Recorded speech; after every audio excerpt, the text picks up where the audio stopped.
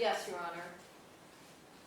We have several victim impact statements. Very well. You may, those that are in testify or give a statement, approach the podium, please. Identify yourself as you're called. You talk to me. Do not address the defendant. You want to go first? One of you at a time? Mm-hmm. The other one can sit. He said we can stand next to each other. Oh, okay. I'll say her name. I'm Jessica Sementilli. And I'm Isabella Sementilli. Hello.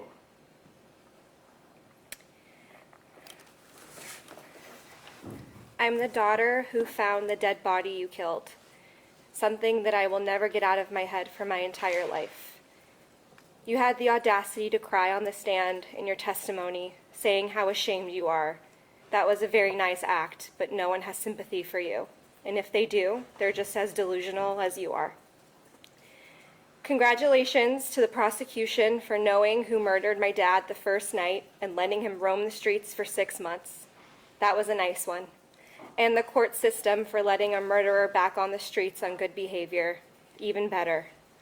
I don't understand how you all fall asleep at night. Christopher Austin deserves a full sentence. He was there, he made the choice to kill somebody, and followed through. How does that warrant only 15 years? I will fight for you to rot in prison for the rest of your life. It's interesting you changed your story after getting a deal. A real honest man you are. If you get out on good behavior, you get to walk your daughter down the aisle, watch your grandkids grow up, and start over. Lucky you. We will never have any of that, and we didn't deserve that to happen to us. All because of you. To those who are cheering for my mom's life sentence, make sure you understand what you're actually cheering for.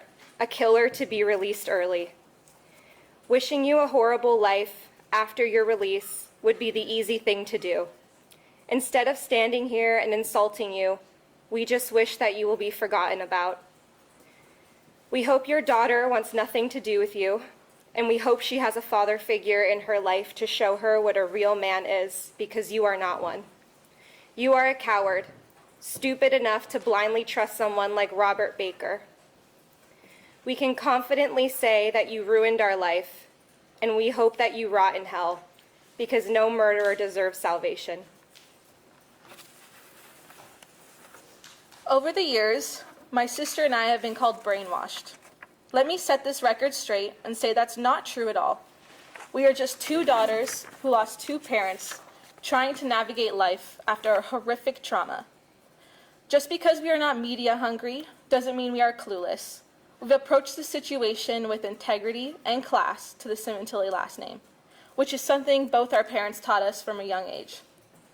I'd like to see anyone in this room, those watching on TV, and those who sent us hate messages to try to be in our shoes for a day and see if they can endure even half of what my sister and I have endured for the last 8 years, and to come out of it stronger than ever, surrounded by love and support. This part of our story does not define us, and we will share our story one day. But for now, we will continue to bring peace back into our lives. Lastly, we are so disappointed in this court, the justice system, and in the prosecution for giving a murderer, Austin, a plea deal. As we said before, we are not sure how you sleep at night, knowing that a murderer will be back on the streets in 15 years. Heather, one of the prosecutors, once told us that she has a daughter around our age, and she can't imagine what we're going through. And that's really rich, coming from the person who gave one of the men who murdered our father a plea deal. You obviously didn't care about us or about justice. Beth Silverman, the other prosecutor, never treated my sister and I with respect. She allowed for my phone number to become public and let me receive countless hate messages. She continued to make it known that she did not care about us when she would make us wait at the courthouse all day to be called as a witness, only to eventually not call us. And we know all of this was done on purpose. My sister and I are the only victims in this case. We are the ones who lost a father. We are the ones who lost a mother. We are the ones who are receiving hate messages. And we are the ones disrespected by the prosecution who gave my father's killer a chance to see his daughter again when we will never get that chance. I hope we have made it known how corrupt this justice system is, and we urge this court, those watching, to give Austin, a murderer, a full life sentence for the murder of our father, who we love, think about, and miss every day. Thank you. Thank you, Ms. Dillon. Thank you, Mrs. Dillon. In the third row, please step forward.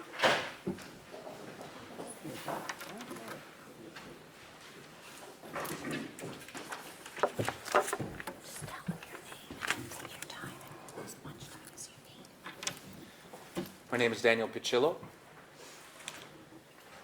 Your Honor and members of the court, thank you for giving me the opportunity to speak today. My name is Daniel Piccillo, and I'm the nephew of Fabio Sementilli. To the one who murdered my uncle Fabio, I won't call you a man. You gave up the moment you took a life. You're a husband and you're a father, but it means nothing. Real men build families. You destroy them. You didn't just kill Fabio. You stole him from us, and now I want you to sit there with this truth for the rest of your miserable life. You ended a good man's life for nothing, for nothing. Fabio wasn't some nameless face. He was my uncle. He was loved by all, and he was part of the core of our family. And now he's gone, forever because of you. You didn't just destroy one life, you destroyed a line of memories we'll never get to make. He'll never get to grow old, he'll never get to see his family grow, and the worst part, his mother, my grandmother, died grieving her only son, her baby boy. She never recovered. She died with a broken heart from the pain of losing her son. That's on you. Imagine the shame your daughter will live with, knowing the truth that her father is the one who took another father's life. How will she ever see you in the same way again, knowing the man that she calls dad is nothing but a murderer, a man who robbed her of the one thing every child deserves, a real father. She'll grow up carrying the weight of knowing the person who is supposed to be protecting her, that took a life for no reason. She will know for the rest of her life that you sacrificed everything for nothing. She'll never be able to escape it, and neither will you. I hope you never know peace. I hope every time you sleep you see his face, and I hope you hear his name in every quiet room. I hope your soul rots with the weight of what you did, because while Fabio's body may be gone, you're the one who's truly dead inside. And you will carry that for the rest of your life. We will carry the pain, but we also carry his name, his memory, and his love. You carry nothing but shame. And I hope that haunts you for the rest of your life. Thank you, Your Honor. Thank you.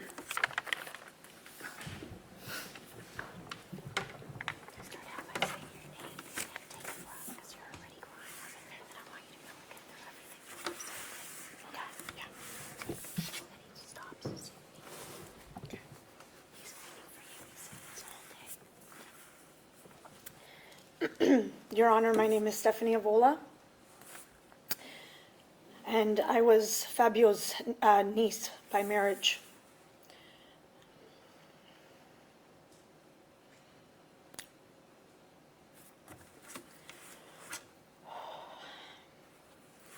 Honorable Judge and members of the court, January 23rd, 2017,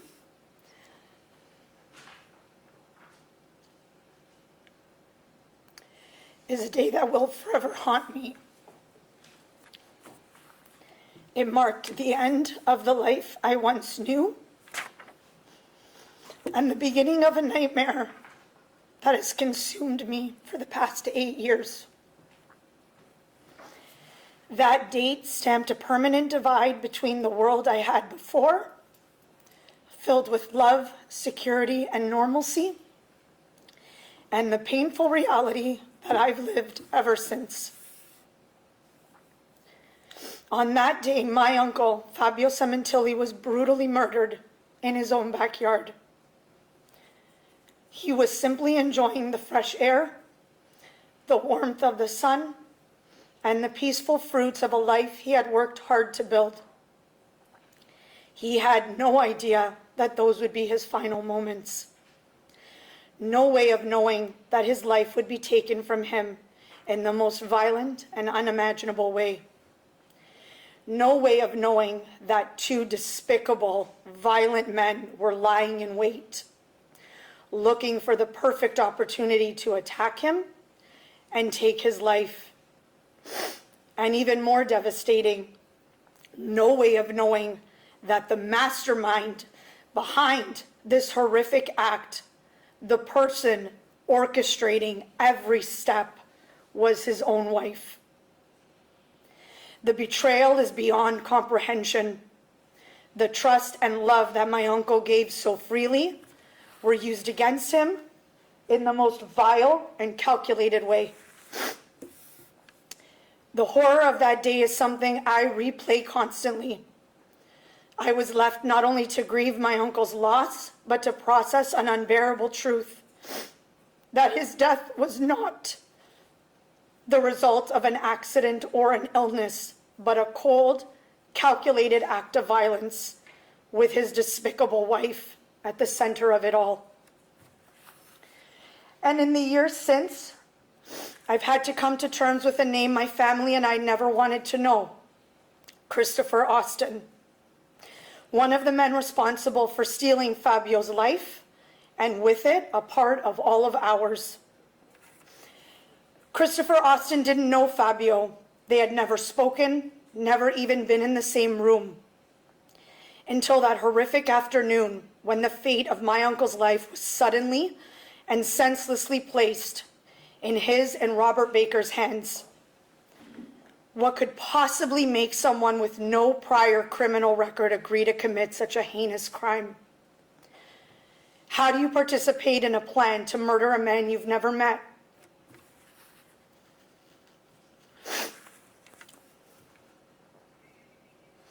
My mind goes in circles trying to make sense of something so senseless. And the only answer I can find is this: you didn't care. My uncle's life simply didn't matter to you. You didn't care who Fabio was, that he was our son, the center of our family.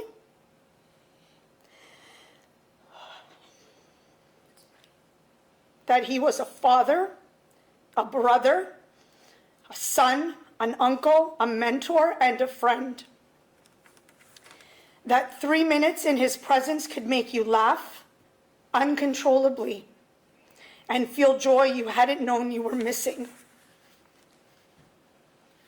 You didn't care that he had lost his own father in a devastating way as a child. A loss that shaped him into someone who constantly surrounded himself with friends and family. That Fabio was so full of life, light, and generosity that it radiated from him, touching everyone fortunate enough to be near him. None of that mattered to you. Not Fabio's life, not our family, not the irreversible destruction you would leave behind. You murdered someone who truly loved his life, and in doing so, you shattered ours. And for what? For a prison sentence? For greed? Because Robert Baker told you to? Because Monica Sementilli wanted her husband gone? There is no reason that could ever justify what you did. No motive that could ever make it make sense. And yet here we are, left to live in the aftermath of a choice you made so casually, so carelessly, with no regard for the precious life you stole or the devastation you caused. How many lives have you ruined, Christopher Austin? You could have been our family's hero, someone who stepped away, who spoke up, who stopped it from happening. Someone who knew better, but instead you were the missing piece in an 8-year nightmare. For 8 long years, you evaded law enforcement while we cried, begged, and prayed for answers. For 8 years, you lived your life freely, got married, had a child, and enjoyed the simple joys that my uncle was robbed of. While you built your life, we were left trying to piece ours back together, broken and traumatized, trying to survive our darkest days. And now here you sit, 8 years later, waiting to learn your fate. Your expression of emotion, while seemingly sincere, comes far too late for me, because all I can see in front of me is a cold-blooded killer who finally got caught. A killer who, on direct examination, shared the monstrous details of how the murder was premeditated, how the plan was set in motion the day before, and how on January 23rd, 2017, Christopher Austin snuck up on Fabio, covered his eyes, and stabbed him in the neck, killing him. These horrifying details will haunt me for the rest of my days. Like my family, you now mourn the life you once had. But unlike you, we didn't choose this, and you did. And now, just as we were forced to accept the unbearable loss of Fabio, you must now accept the life that lies ahead of you, a life shaped by the choices you made and the destruction you left behind. Your Honor, we beg the court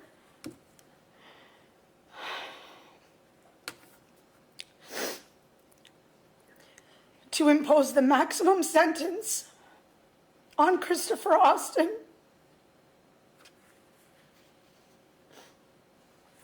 holding him fully accountable for his actions in the senseless and brutal murder of my Uncle Fabio.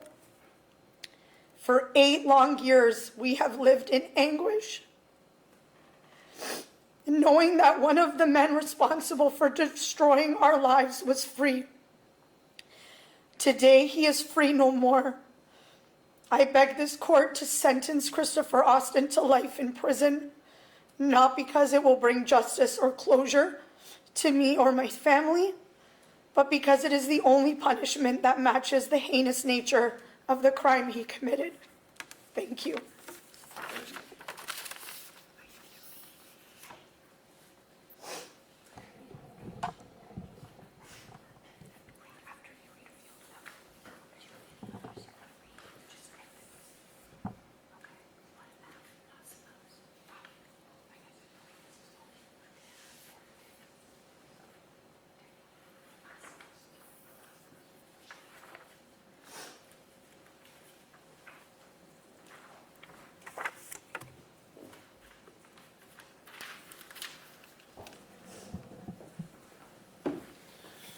Your Honor, I'm going to read on the behalf of my brother Massimo Piccillo. My name is Massimo Piccillo, and I'm here today to share how the murder of my uncle has impacted my life and my family. When I was just 22 years old, we received devastating news that changed my life forever. My uncle, someone I was incredibly close to, had been brutally murdered. The people responsible were not strangers. It was the person he trusted most, his wife, along with her lover and a friend who helped carry out the horrific plan. They covered his eyes, his mouth, and took his life with a stab to the neck. All the greed over his life insurance, his home, and everything he had worked so hard for. Austin, you had no reason to murder him. He never wronged you. He didn't even know who you were. My uncle was a good man, a kind, generous soul who loved his family deeply and would help anyone in need without hesitation. He had a heart bigger than most and did not deserve this cruelty. His death left a permanent hole in our family and in my heart. Next year, I'm getting married. A day that should have been full of joy and celebration. But he won't be there. He won't be there to share in one of my biggest moments of my life. And that loss is something I feel every single day. This was not a mistake. This was not an accident. This was a cold-blooded, premeditated murder. Your Honor, I respectfully ask you sentence Austin to the maximum penalty allowed. He deserves to spend the rest of his life behind bars for what he did, for the pain, the suffering, and the life he stole from a man who only ever showed love and kindness. Thank you.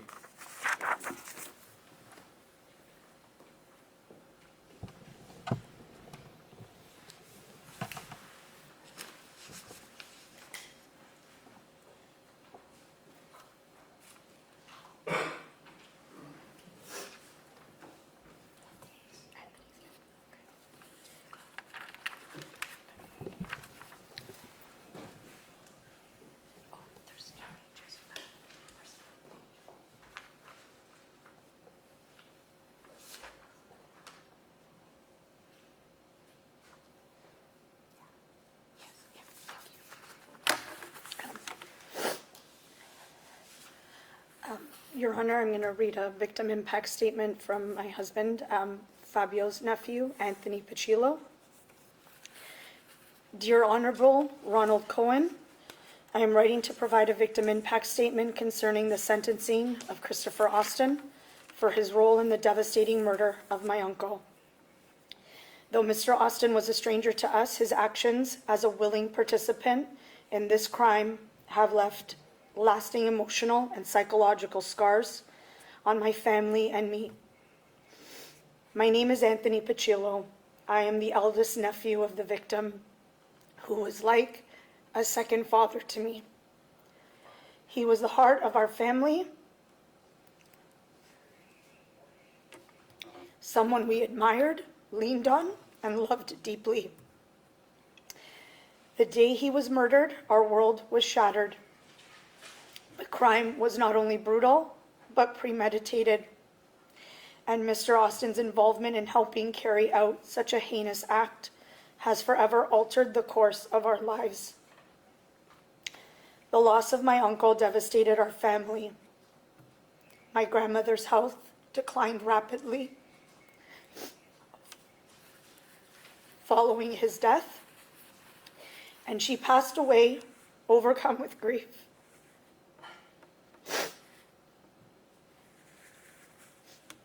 My children were robbed of the chance to know a man who would have been a strong and loving presence in their lives. Family gatherings that were once filled with laughter and love now carry a deep void. Personally, I have lived with constant fear since that day. I've had to install alarms, cameras, reinforce the locks in my home. I no longer feel safe. I've lost the ability to trust others easily, always wondering who might be capable of betrayal or violence. That sense of safety and peace, something many take for granted, was stolen from us by people like Mr. Austin, who made the conscious choice to involve himself in an act of murder. His involvement in the killing was deliberate and essential to the execution of the plan. He went undetected for 8 long years. He is only feeling remorse because he got caught. No one pushed him to use the knife and help end my uncle's life. He showed a blatant disregard for human life and the suffering that would follow. His actions were not born out of desperation, but out of loyalty to a twisted cause, and that makes him deeply dangerous. As the court prepares to sentence Mr. Austin, I ask that his actions be weighed heavily. While I understand he is facing 16 years with the possibility of parole, I urge the court to ensure this sentence reflects the gravity of what he helped to do. He should serve every possible day of his sentence, and any decision regarding parole must consider the ongoing trauma and pain we will continue to endure. Thank you for your time and for considering the full impact that Christopher Austin's actions have had on our family and community. We can never get back what was taken from us, but we hope that justice will reflect the seriousness of this crime. Thank you.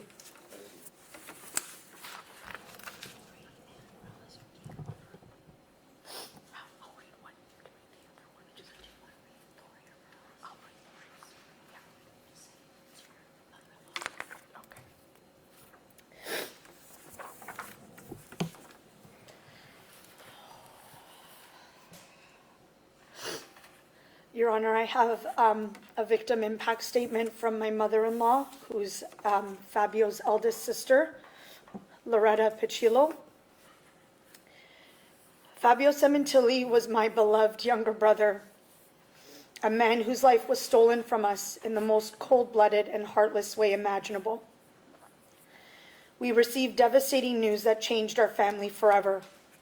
My brother, someone I loved deeply, was murdered, a crime orchestrated by the person he trusted the most, his wife, with her lover and her lover's friend, Chris Austin.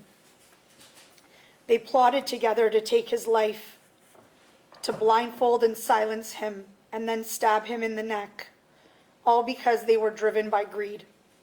They wanted his life insurance, his home, and to start a new life together, a new life built on blood and betrayal.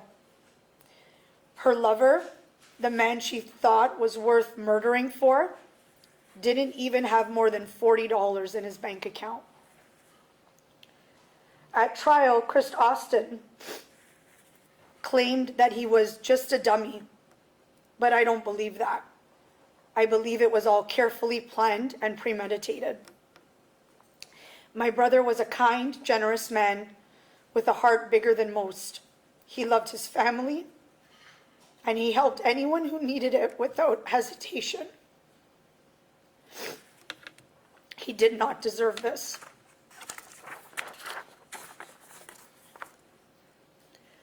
Since his murder, I have suffered greatly. I have struggled with anxiety, insomnia, and constant nightmares. The pain of his loss never fades.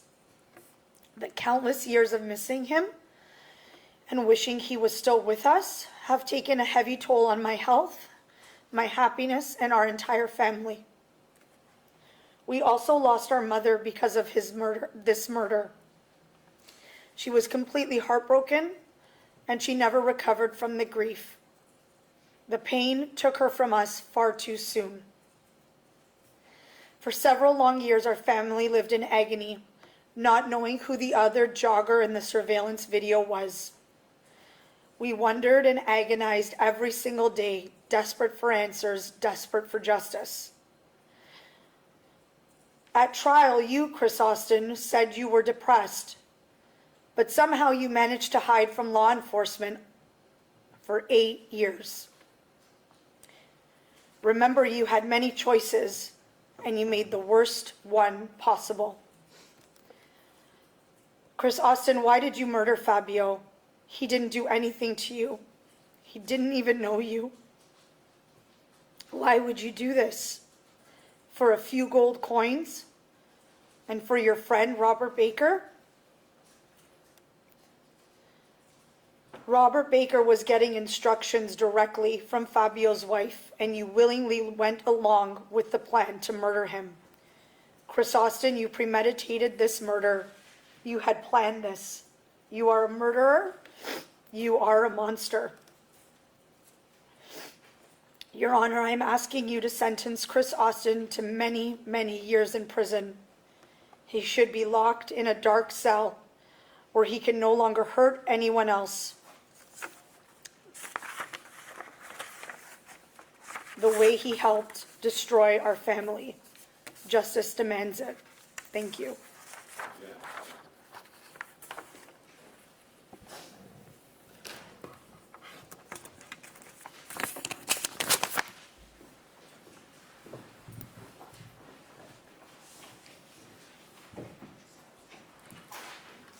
I have one last statement by Morella Sementilli, who also is a sister of Fabio Sementilli. Your Honor, today I trust in you to do what is just, because anything less would be an insult to the life that was taken and to the pain that continues to ripple through our family every single day. This was not a random act of violence. There was planning, there was coaching, and a total disregard for life. An innocent man, my brother, Fabio Sementilli, was ambushed and murdered in his own home. He was held down and stripped of his final dignity. While Christopher Austin stood by, watching the devil himself drain the life out of Fabio. Only later would we come to understand the full horror of what was orchestrated. And while we cannot bring Fabio back, we can deliver justice in his name. It is profoundly disturbing that Christopher Austin stood by while Monica Sementilli, Robert Baker, and Birdsong spoke openly of taking a life. You did not speak up, and you did not say stop, nor did you defend an innocent man. This man was not just any man. He was a good, generous, loving, remarkable man. A devoted family person, a man who exemplified love and loyalty, qualities that stand in stark contrast to your actions. If you had bothered to ask, who are we killing, you would have learned that Fabio treated Monica with kindness and respect. And yet, when faced with the news of Monica and Baker's arrest, your silence spanned 8 long years. You said nothing to the authorities. You allowed our family to suffer without answers, without justice. And when you finally did speak, it was not out of conscience or compassion. It was because you got caught. That is not remorse. That is self-preservation and the desire to mitigate your punishment. Make no mistake, my brother might still be alive today had you not been there. He might have had a chance, but you took that from him. You ensured he did not. You showed no remorse in the moment. You did not hesitate as you restrained my brother Fabio, so another could carry out a brutal, calculated act of violence, as I'm sure was exactly a part of the plan. You were complicit and a low-life coward. Although your testimony helped our family understand more of the brutal details, the truth is, I'm simply grateful the authorities found you. Had they not, you would have continued your life uninterrupted. You would have continued to sleep peacefully, to enjoy your marriage and build a life with your child, all while ours was shattered. My brother was savagely murdered, stabbed so viciously that he bled to death alone.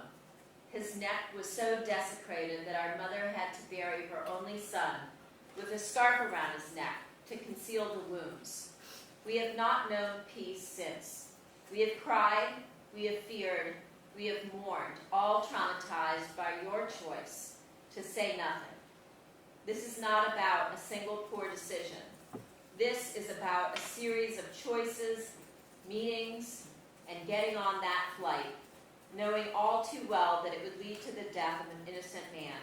You chose to be present, you chose to take part, and now I hope that choice haunts you for the rest of your life. I will pray that you will carry this burden, to be consumed by the weight of your conscience. Let that be your true punishment. Let your legacy be ridden with guilt. There will never be forgiveness. Never. Thank you. On behalf of Morella Sementilli.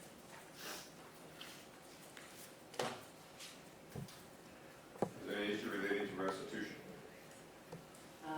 Not that I'm aware of at this moment.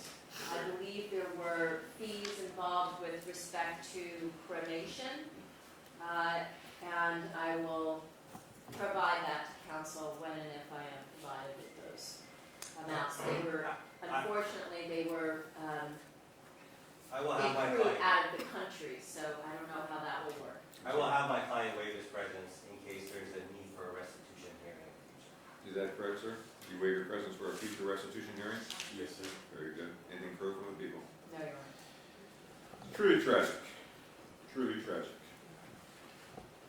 For the crimes of innocent convicted in count 1, violation of penal section 187, subsection A, murder in the second degree. To be the judgment and sentence the court as follows.